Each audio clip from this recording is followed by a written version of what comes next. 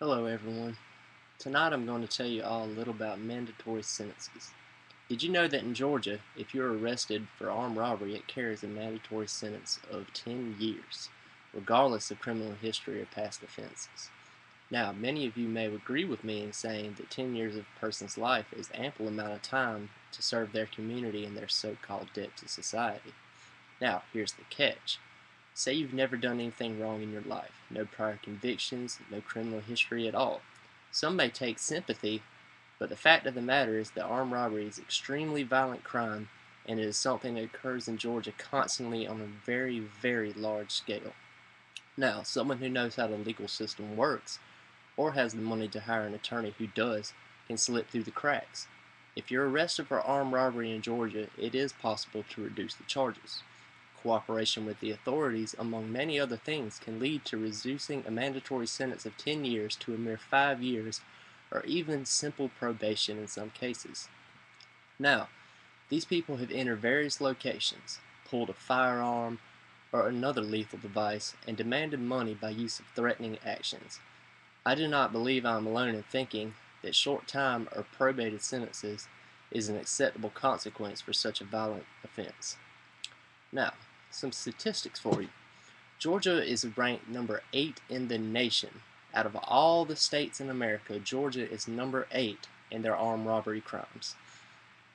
Now, some more statistics from the GBI criminal database, which is the Georgia Bureau of Investigation, states that in 2010 there were over 12,000 armed robbery arrests in Georgia. 12,000 people of our population, Georgia citizens, were arrested for armed robbery. But here's the thing. The Georgia Department of Corrections offense statistics say that there are only a little over 5,000 offenders serving time on armed robbery charges in the Georgia penal system. This means that out of 12,000 people, over 7,000 are free or walking the streets or have got their conviction pled down to a lesser charge in order to obtain a sentence reduction. I hope you will all agree with me in saying that 10 years is a good amount of time to serve for such a sentence.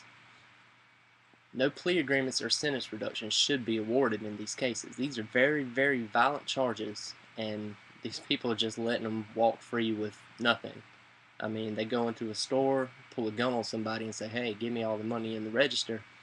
But if they know how the system works, they get to go into the courtroom with their lawyer and say, hey, let me just get a simple theft by taking charge or something of that nature, and they might get, a year or two to serve, which means after parole they might be out in a year.